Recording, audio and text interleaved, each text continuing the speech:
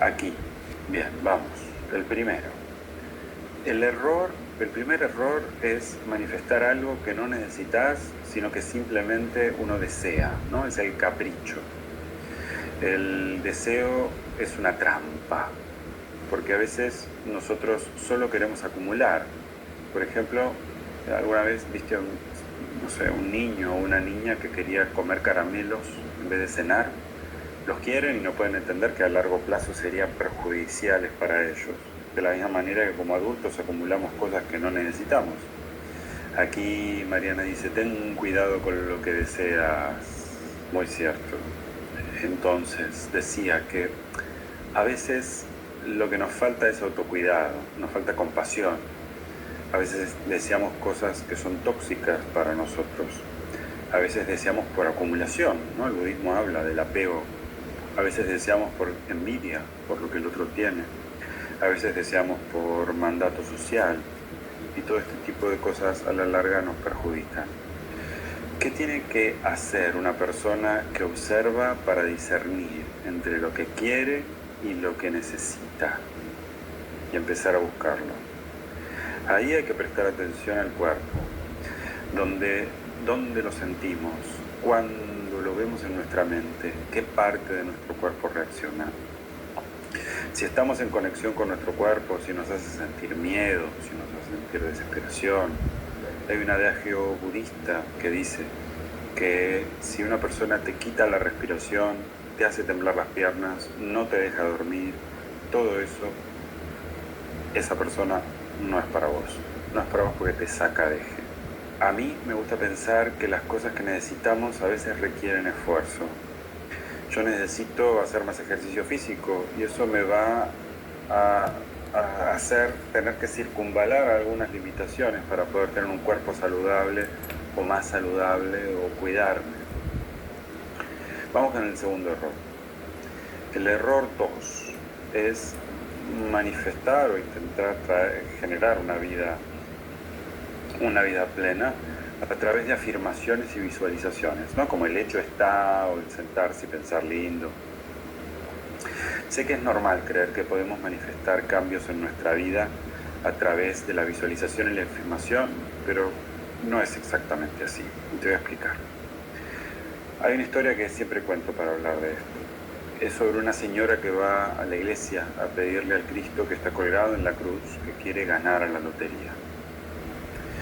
Y va todos los días a pedirle al Cristo en el madero que la ayudase a ganar la lotería. Hasta que llegó un momento que el mismo Cristo, colgado, empezó a mirar hacia abajo y le dice, mujer, por favor, compra un billete, te lo pido por favor, compra un billete. Esta historia, que hay gente que la cuenta de una forma mucho más graciosa que yo, es un ejemplo de cómo la visualización al deseo hay que agregarle una acción para la concreción. Aquí Cecilia me pregunta si compré el boleto. Claro que compré el boleto. Yo cuando me empecé a imaginarme la vida que quería vivir, empecé a hacer cosas que tenían que ver con esa vida y a enterarme por qué mi mente veía difícil el poder vivir ese tipo de cosas. Aquí Isabel nos está ayudando con el resumen. Gracias, Isa. Yo he sido la mujer de esa historia. He escrito en papelitos lo que quería que pasara, he creado este tipo de fantasías en mi mente donde podía ver el detalle, pero era como mi propio Netflix. Cerraba los ojos, pensaba todo eso y después venía la realidad. Algunas de las cosas sucedían, pero otras iban trabándose en el camino y no entendía por qué. El camino se trababa principalmente no porque la visualización o la afirmación fuese incorrecta, sino porque tenía que pasar del pensamiento a la visión, de la visión a la palabra, y después tiene que seguir bajando, tiene que convertirse, tengo que ver cómo lo siento, tengo que ver cómo actúo, cómo interactúo con los elementos. Es como la gallina, a ver, el ejemplo de la gallina a mí me gusta. Y la gallina va a poner un huevo hasta que tiene que poder llegar al punto donde el huevo sale de la gallina. No es simplemente como el cuento de la gallina de los huevos de oro, donde en un momento decide el que veía todos esos huevos de oro salir de la gallina quería adelantarse y la matan a la gallina y la abren al medio, cuenta la leyenda. Y por supuesto no encuentran nada en concreto, porque todo el proceso de transformación conlleva un largo camino que hay que seguir y que tiene que pasar del pensamiento a la materia.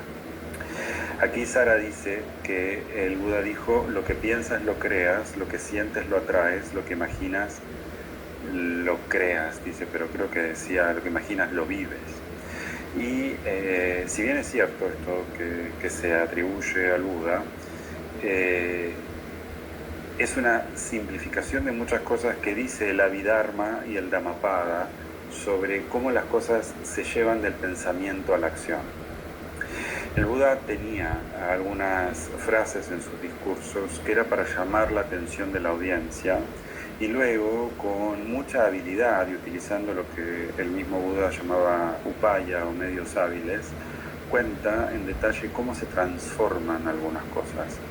El Buda probablemente haya sido el primer neuropsicólogo de la historia y comprendía también que el sistema reticular ascendente y otras áreas del cerebro están condicionadas por lo que imaginamos, pero no existe una concreción de lo que imaginamos sin entrar en acción. Es como si quisiéramos pintar un cuadro y nos imaginamos el cuadro, pero nunca tomamos un pincel. O tomamos el pincel y tenemos el lienzo, pero nunca nos animamos a dar la primera marca del óleo sobre el lienzo. ¿Cómo puede ser? A ver, pensémoslo así. ¿Cómo puede la persona que nos observa estar actuando así en su vida actual? Por ejemplo, a veces creemos que manifestar es decretar hecho está. Sí, esto lo he escuchado muchísimo, especialmente en los países de América Latina. Uno, por ejemplo, quiere querer establecer contactos reales con personas reales, pero no frecuenta nuevos entornos y estamos siempre aquí metidos dentro. Queremos ver resultados prácticos, pero dejamos para más tarde las acciones que hay que emprender para conseguirlos. Hay cosas que tienen que suceder, aunque sean pasos muy pequeñitos. Por ejemplo, no sé, querés cambiar tus creencias limitantes, pero no haces cursos, no lees libros, no practicas técnicas, no te relacionás con las personas que han hecho eso que deseas. Decís, bueno, para aprender a pintar tengo que ir con alguien que pinte, ¿no? Para aprender a planificar tengo que ir con alguien que planifique, para aprender budismo tengo que ir con alguien que tenga conocimiento al respecto. Y eso requiere que des pasos que quizás aprendiste en cualquiera de estos cursos, pero si no los das, te quedas trabado ahí, querés poner en práctica un proyecto nuevo y el miedo se apodera de vos. No tomás la primera medida y esa decisión te termina costando. A ver, para mí, en resumen, este segundo error es el más común. Todos los programas de manifestación y demás van a esto. Y hay que prestar mucha atención a la intención y a la acción, no solamente la intención. La intención, por supuesto que cuenta. Y la intención y la acción son como dos remos de un kayak, no pensarlo así, como dos remos de un bote. Si tenés remo de un solo lado, terminás dando vueltas en círculos, no salís nunca de la zona en la que estás y hay que usar los dos de manera alternada y equilibrada para seguir avanzando. Vamos entonces al tercero, ¿sí? Isabel, atenta ahí para anotar. Es que es pasar a la acción sin utilizar el sistema de recompensas del cerebro. Si crees que una persona procrastina solo porque tiene miedo o creencias limitantes, no, hay algo más ahí en eso. Un error que conduce a la procrastinación es no utilizar correctamente el sistema de recompensas del cerebro. La obtención de resultados exige constancia y compromiso a largo plazo, aunque estas recompensas finales no se hayan manifestado o estén muy lejos. Aquí te quiero dar un ejemplo. Pensémoslo así. ¿Querés tener un cuerpo entrenado? Pero el cuerpo entrenado no lo vas a conseguir Al final de la primera sesión o de la segunda sesión de entrenamiento vas a necesitar una acumulación de sesiones y no vas a poder ver el efecto que tiene cada sesión hasta que haya pasado mucho tiempo. Porque los cambios son tan chiquititos cuando vas al gimnasio que no se ven a la primera. Entonces hay una recompensa a largo plazo. Pero tiene que haber una para entrenar al cerebro en el corto plazo, que es el reconocer que podés hacer cosas, que vas al gimnasio, que seguís una práctica, etc. Entonces trabajas con recompensas en el corto, en el mediano y en el largo plazo. Entonces ayudás a tu cerebro que está pidiéndote una dosis de dopamina yendo a la recompensa del corto plazo, que tiene que ver con el cumplir el plan, supongamos. La del mediano plazo con empezar a notar algunos cambios. La del largo con verlos finalmente. Gracias, Isabel. Por ejemplo, yo con mi primera clase que di tuve un alumno, no online, sino cara a cara. Y era una amiga a la que le había pedido que viniese porque tenía miedo de que no viniese nadie. Cuando publiqué mis primeros videos, o sea, si los veían 200 personas, era mucho, pero muchísimo. Y hubiese sido un éxito eso. Tardé muchos años en empezar a ver mínimos resultados con esto. Ahora soy como una especie de maratonista con este tipo de cosas, ¿no? Estos días estoy publicando 2 videos diarios y en Instagram, y durante mucho tiempo me costó ser constante, eso lo reconozco siempre. Me costaba también gestionar los mensajes, las respuestas, el entender que quería escuchar la gente, ver qué pasaba conmigo del otro lado también, cuán auténtico tenía que ser yo para no tener cara de estar así como maníaco todo el tiempo. Y me tomó mucho esfuerzo el poder regular todo esto, y el tiempo en el que tardé en ver los resultados, yo creo que pasaron años. Pero ahora mi cerebro está entrenado para eso. Creo que ahora sí funciona. Corto, mediano, largo. Aquí Brian dice, ¿qué pasa cuando uno está perdido y no puede encontrar el camino? Ahí uno está perdido porque no puede escucharse a sí mismo. El camino siempre está, porque uno tiene dentro de sí necesidades de transformación y tiene dentro de sí aquello que equilibraría sus aguas internas. Uno sabe, ¿sí?, que cuando se te seca la garganta tomas té con un poco de miel y se te pasa.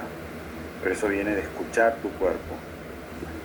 Y el proceso de escucharte, Brian querido, se aprende. A veces estamos construidos al revés, estamos viendo todo lo que sucede afuera en vez de ver lo que sucede dentro. Y cuando aprendemos a mirarnos, empezamos a ver qué es lo que necesitamos y también cómo nos impacta lo que pasa a nuestro alrededor. Entonces empezamos a cambiar de rumbo. Ahí el persistir sin recompensa es muy difícil para nuestro sistema porque no está diseñado para proyectar grandes cosas, estamos diseñados para sobrevivir. No estamos diseñados para hacer cosas en el largo plazo, estamos diseñados para conseguir lo básico de no tener frío, no tener hambre, ir a dormir cuando tenemos sueño, buscar soluciones a nuestro dolor y demás. Estamos diseñados para que los resultados se vean rápidamente y no necesariamente para el proceso. Entonces, cuando queremos cosas grandes, tenemos que aprender a sostener procesos. Por eso muchas personas no saben cómo utilizar el sistema de recompensa del cerebro, que es lo que tiene que ver con la dopamina y demás, y terminan abandonando a mitad de camino. Ponen sus esperanzas y objetivos como lejanos o inmediatos, lo que significa que el cerebro valora demasiado poco la recompensa y no recibe suficiente dopamina como para continuar con esas mismas acciones. A menudo estas acciones implican una acción y un esfuerzo que sea consciente y consistente. Aunque a la primera decís, a ver, medité, no me siento mejor. O hice el intento de que alguien que amo mucho me entienda y no lo conseguí, ya está. Entonces lo voy a empezar a maltratar. No tiene sentido eso. ¿Por qué? Porque uno está frustrado. ¿no? O sea, tiene mucho que ver con aprender a trabajar con la frustración también. La mayoría de las personas creen que este error de no utilizar el sistema de recompensas es porque viven en un sistema dopaminérgico, ¿no? Viven pegados a las pantallas, a los estímulos constantes todo el tiempo, están viendo televisión, metidos en el celular, todo estímulo, estímulo, estímulo, estímulo. Entonces, cuando desaparecen los estímulos y aparecen las personas, no sabemos cómo manejarlo. Hay que aprender a vivir de una manera diferente con esto. Por eso, los retos generan tantos resultados, por ejemplo. Cuando una persona asume un reto corto, con tareas sencillas, el reto de meditación de una semana, no sé, y con recompensas inmediatas, es capaz de persistir el tiempo suficiente como para cosechar los beneficios que uno está practicando.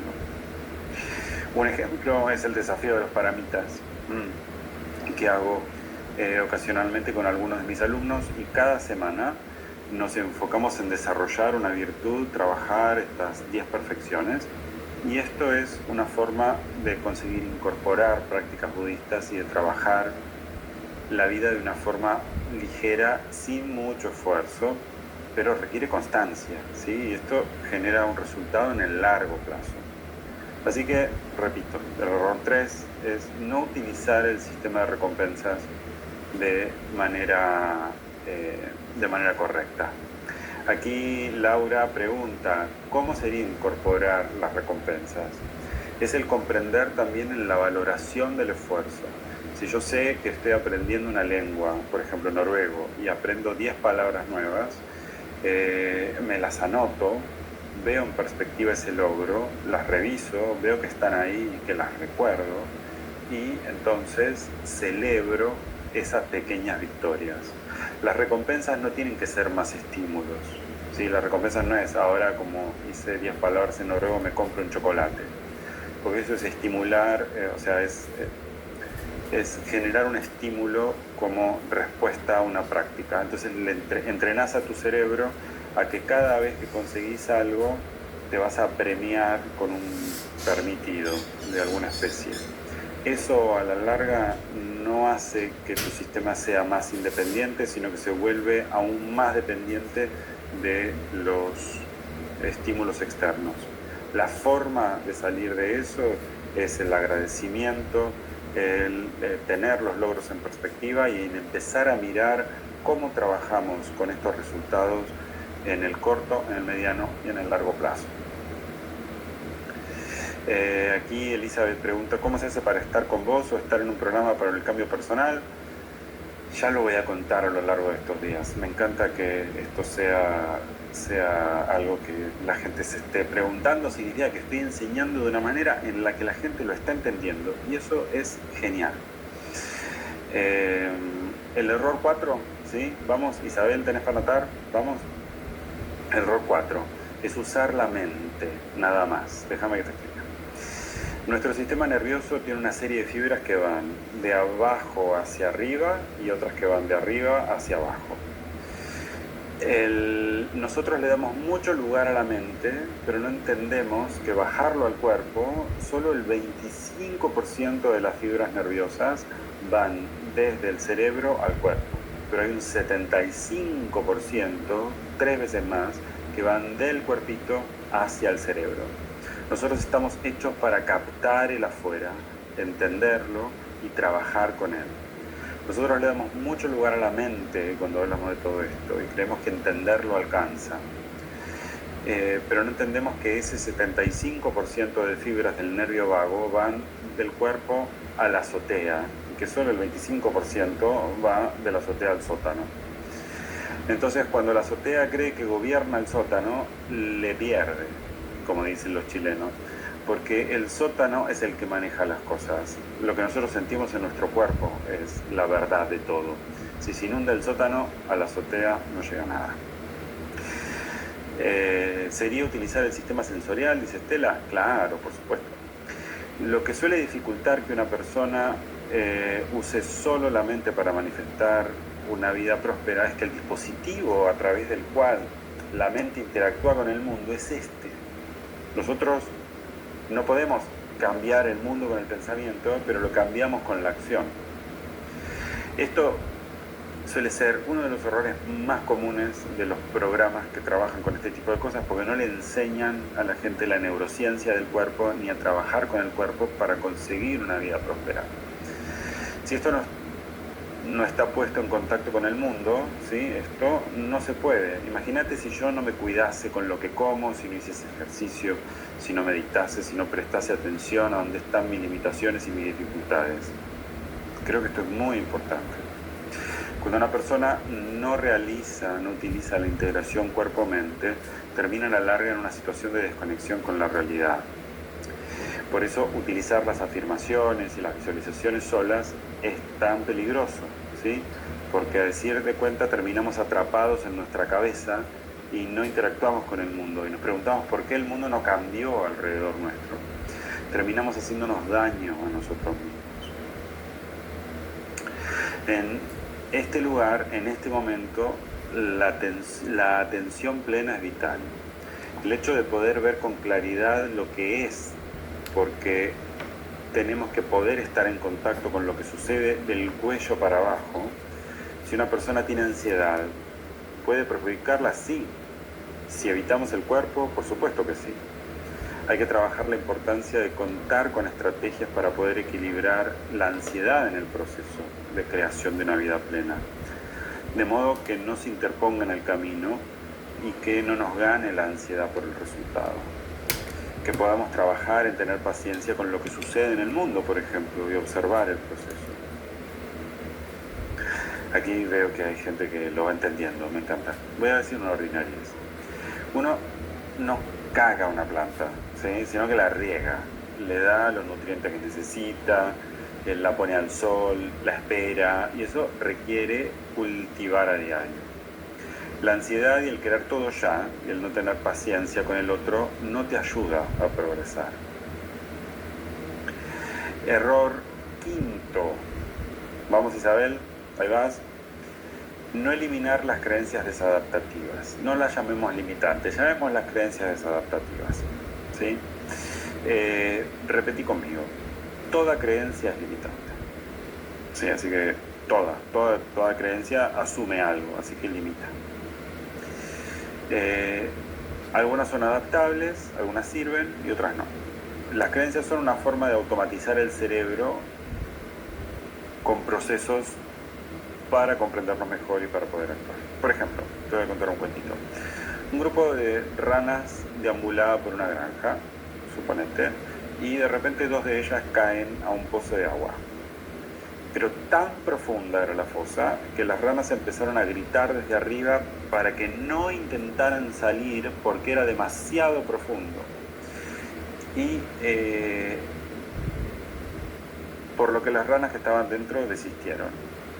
Era mejor que muriesen en paz, así que las ranas que estaban afuera dijeron, ya no hay nada que hacer aquí. Así que una de las ranas se rindió, finalmente, y murió en el pozo.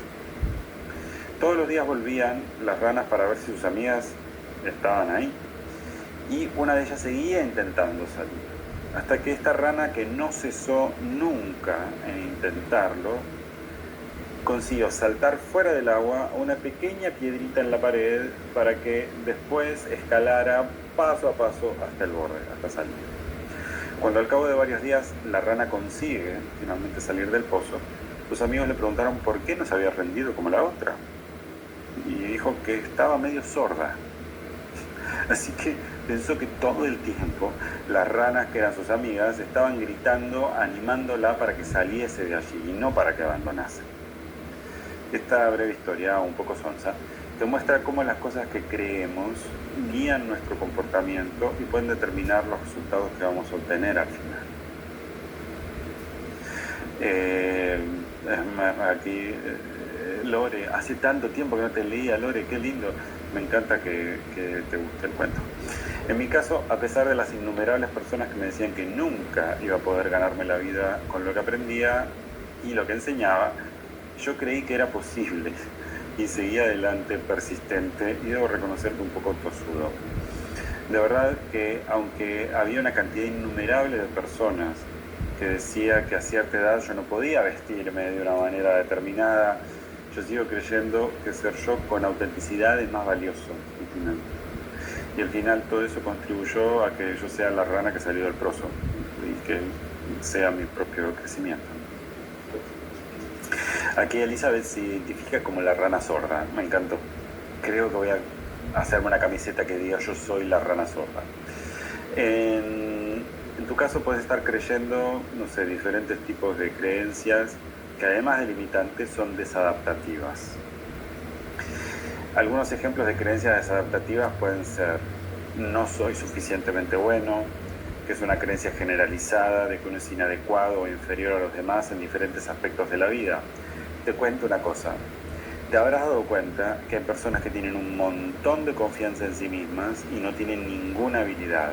Son los que van como piñón fijo por la vida y se enfrentan con lo que sea. Y también tenés personas que tienen un montón de habilidades y no tienen confianza. Nosotros tendemos a pensar que las confianzas y las habilidades van juntas, pero si miras a tu alrededor te das cuenta que no, que la fuerza de avanzar no viene de las habilidades, sino viene de la determinación y de el creerse uno valioso, pero nada tiene que ver con lo que sabes. Atento a esto. Cuando nosotros, no sé, pensamos que no nos merecemos que nos quieran, y la creencia de que uno no es digno de amor, por ejemplo, o de afecto por parte de los demás es súper común. Que soy incompetente, no sé, que no tienen la capacidad o habilidad para realizar tareas o objetivos, que somos una carga para los demás, sentir que uno es un estorbo, que molesta constantemente, uno es feo, no sé, una creencia que tiene un aspecto físico desagradable, repulsivo y a menudo una baja autoestima corporal. No sirvo para nada, o que uno no tiene valor ni propósito en la vida. ¿Cómo una persona puede manifestar una vida próspera, ¿no?, si cree cualquiera de estos pensamientos? Te pregunto. Hay un montón más que no mencioné y esta parte es tan importante que existen seminarios, incluso hay cosas que yo aplico y practico, ¿no?, diseñados exclusivamente para desbloquear este tipo de creencias y liberar el camino de estas personas. Esto, a ver, no es un curso de milagros, no, es psicología cognitivo-conductual. Trabajar sobre esto es la única forma de acabar con el autosabotaje que a menudo nos impide una vida más plena y abundante. Esta no te la esperabas. Error número 6. Aquí Daniela dice, tenemos que reeducar nuestros cerebros, nuestras redes neuronales. Exactamente, así es. Me parece clarísima la forma de presentarlo. El 6º error es no abrir el campo de posibilidades. Es el más común que impide a la gente tener abundancia, es no abrir el campo de posibilidades. Hay 3 formas de ver el futuro. La primera es la esperanza, ¿sí?, el esperar. La segunda es la desesperanza, el no esperar nada. Y la tercera son las posibilidades, el ver realmente qué es. La persona optimista que piensa que todo va a salir fantástico se frustra. La persona pesimista que siente que todo va a salir mal sufre. Y después está la que ve las cosas como realmente son. La esperanza viene del verbo esperar, ¿sí?, está relacionada con la expectativa de que algo ocurra de manera más o menos concreta. Yo espero. La desesperanza es cuando una persona ni siquiera espera que ocurra nada positivo. Al contrario, ya la defraudaron en sus expectativas, no espera nada más o espera algo malo directamente. En cambio, en el terreno de las posibilidades, se me abre todo un abanico de caminos posibles, sin atarme, sabiendo que a pesar de esas infinitas posibilidades, tengo que actuar, por supuesto. Dentro del budismo y la neurociencia, el camino más poderoso es el de las posibilidades. Las personas que han recorrido este camino son aquellas que hoy hablan de que su vida cambió completamente en 1, 2 o 3 años. Que empezaron una carrera desde cero después de los 40 o de los 50, que cambiaron de país, que aprendieron un idioma nuevo, que revivieron una relación o comenzaron una nueva, que escribieron un libro o varios. solo se puede dar este paso positivo hacia el futuro si abrís el de las posibilidades, y para eso necesitas dos cosas: merecimiento y autocompasión. Aquí te voy a poner otro ejemplo. Es el caso de la escritora Catherine Justin. Catherine nació en 1939 y llevó una vida, digamos que bastante corriente. Se casó, tuvo hijos y se dedicó su vida a ser una ama de casa. Durante años se sintió atrapada al final por un papel que, aunque era importante para ella, la verdad es que no la satisfacía mucho. Soñaba con ser actriz y creía que era demasiado tarde para empezar, sobre todo porque no tenía experiencia ni una formación técnica. A los 42 años, Catherine se divorcia con sus hijos ya mayores y Justin tuvo como un pequeño despertar. Se dio cuenta que si no arriesgaba ahora, nunca iba a saber si esto podría haber sido. Así que decidió que había llegado el momento de perseguir un sueño de infancia. Empezó a tomar clases de interpretación en teatros locales, a participar de obras comunitarias, empezó a actuar en pequeñas producciones y a presentarse en audiciones aceptando cualquier papel que le pusieran delante. Y al principio los papeles eran muy pequeñitos y a menudo no remunerados, como sucede en este ambiente, pero lo vio como una oportunidad para crecer y aprender, además para divertirse. Y a sus 55 años, o sea que para mí dentro de unos años, Catherine Justin decidió trasladarse a Hollywood, movida difícil si las hay, y dar un paso bastante audaz. Trabajó en empleos temporales para poder mantenerse mientras seguía buscando oportunidades como actriz, y finalmente Justin consiguió un papel recurrente en una serie que yo he visto, no la he visto entera, pero he visto muchos capítulos, que se llamaba The West Wing, donde interpretaba a la secretaria del presidente de los Estados Unidos, se llamaba Dolores Landingham, me parece. Y ese papel le dio el reconocimiento que le abrió puertas para unirse al reparto de Mujeres Desesperadas, como Karen McCluskey, seguro la viste, y ganó 2 Emmys por eso. En mi caso, durante un tiempo pensé que la gente nunca iba a ver mis videos, que nunca iba a venir a mis clases. Hasta que empecé, persistí y pasé a tener decenas de miles de personas en un curso, en una escuela. Me sigue pareciendo increíble igual, lo digo, hay una parte interna mía que se ríe. En tu caso, yo estoy seguro de que hay un proyecto, de que hay un sueño, de que hay un deseo, una nueva posibilidad o varias esperándote, pero tenés que abrir el campo de posibilidades y ver qué nuevas oportunidades merecen la pena. Aquí Rebeca dice que se siente muy identificada con esta historia. Hace 2 años decidí que mi vida cambiaría y que si era capaz, hoy tengo 57 años y desde el año pasado comencé a trabajar, hoy comienzo un curso. Me encantó. Muchas gracias por compartir. Pensando en esto, hay un montón de personas que piensan que no basta, y son las que tienen razón, que no basta con ser meritorio y empezar a afrontar nuevos retos y buscar oportunidades, sino que también hay que desarrollar autocompasión para poder corregir los errores que van a aparecer en el camino. Vas a cometer errores, y si te tratás bien durante el proceso, vas a poder persistir en lo que tenés por delante, y eso facilita mucho el aprendizaje. Aquí hay algunas afirmaciones para que te repitas que creo que van a abrir tu mente a largo plazo. ¿Las hacemos juntos? ¿Sí? A ver, acomodémonos. Ahí vamos.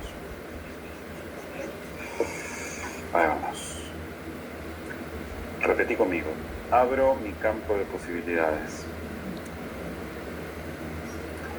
Ahora dispongo de nuevas e infinitas posibilidades. Sé que lo valgo. Soy capaz de elegir y aprovechar una de estas posibilidades. Merezco vivir una vida plena y abundante en todos los ámbitos de mi vida, incluido el trabajo, la familia y la realización personal. Me quiero, me respeto y me valoro. Soy paciente conmigo en este proceso. Perdono mis errores y aprovecho el aprendizaje para seguir adelante. No te escucho. ¿Cómo es? Perdono mis errores y aprovecho el aprendizaje para salir adelante. Vamos con el séptimo, ¿sí? El error 7 es querer manifestar un objetivo sin definir un plan de acción. ¿Sí? Te lo dejo todo por acá, pero no paso esta parte. El error 7 es querer manifestar, entonces... se parece mucho a lo que decíamos recién, ¿no? Todo empieza con un plan de acción, una idea. Incluso las decisiones que tomamos de forma más sencilla en la vida cotidiana, antes de tomarlas, el cerebro se detiene y analiza por un momento cuáles son los costes y beneficios de cada oportunidad y toma la decisión de perseguir alguna de ellas. Sin embargo, cuanto más complejo es el objetivo a alcanzar, mayor tiene que ser la planificación. Una cadena de escuelas donde, no decide expandirse internacionalmente a otro país, supongamos, necesita pensar, varios pasos. Necesita pensar en los lugares con más demanda, menos competencia, los socios, proveedores locales, marketing, publicidad, la formación de los profesores y un montón de factores más. Muchas de estas cosas empiezan a planificarse en meses, inclusive años antes de que las cosas sucedan realmente. No necesitas un plan complejo para manifestar una vida próspera, pero tenés que tener un plan y eso es sumamente importante. El gran error de la gente que abandona a mitad de camino o que ni siquiera empieza esta idea de manifestar una vida plena es no tener un plan claro. Estas personas se rinden porque al no tener los pasos claros que tienen que dar y la recompensa que conlleva cada momento, pierden la motivación y abandonan y renuncian. Es como querer hacer el camino de Santiago en una noche.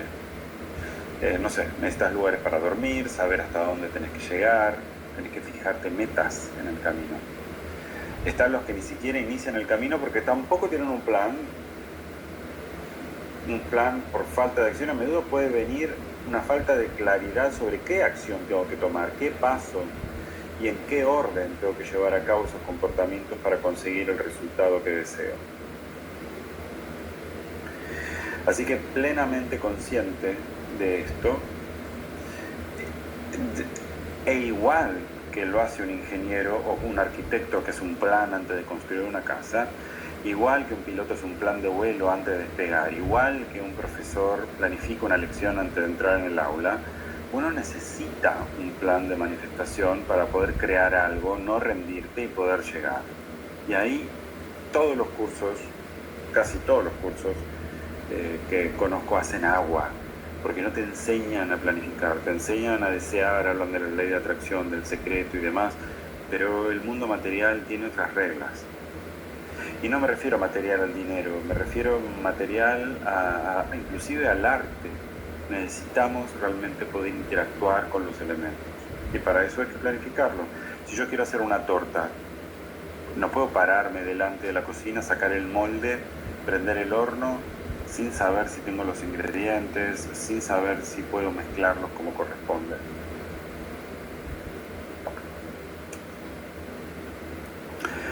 Dalila pregunta, ¿el plan de atracción puede ser para temas sentimentales? Sí, puede ser.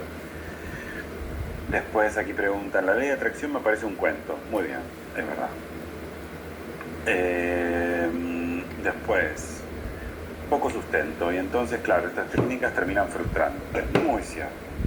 La experiencia lo es todo, claramente. El octavo error es no regular el medio ambiente. Según la neurociencia, el factor que más influye en el comportamiento es tu entorno. Escúchate esto. porque proporciona los estímulos que tu cerebro procesa para tomar decisiones. Si tenés un entorno que genera muchos estímulos positivos, trabajás tus creencias y información positiva, realizás acciones positivas y conseguís avanzar de forma consciente a tus objetivos con facilidad, mucho mejor. Si tenés un entorno tan positivo, no estarías, por supuesto, viendo esta clase. Así, es verdad, vamos a decirlo. Pocas personas viven en un entorno tan positivo que no puedan mejorar el entorno. Yo he mejorado mi entorno durante el último año. De hecho, la mayoría de las personas viven en un entorno negativo que no cree en ellas, que no las apoya ni las ayuda a vivir una vida abundante y plena, y por eso las comunidades budistas se unieron y por eso el Buda habló de la importancia de rodearse de las personas en el mismo camino, y por eso Dan Siegel, neuropsicólogo, habla de la importancia de las redes de personas.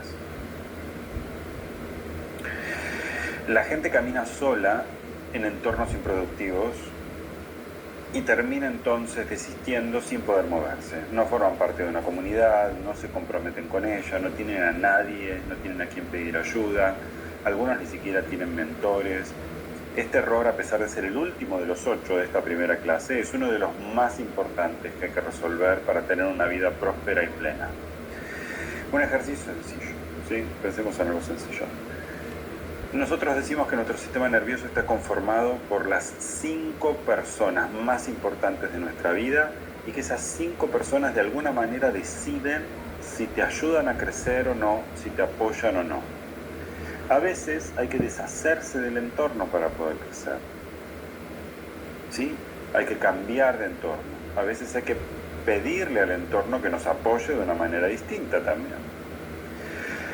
La gente dice que pensaban que manifestar tenía que ver con algo místico, no sé, con algún tipo de energía que atraería a tu vida lo que yo quería, ¿no? O sea, lo he leído mucho en los comentarios.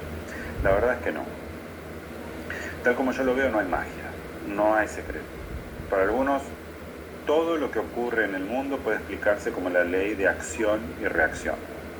El budismo llama karma eso. No, karma no es malo o bueno, sino que es una consecuencia de las acciones que realizaste. Karma no es un castigo divino, sino que es que cada cosa que hago tiene una consecuencia.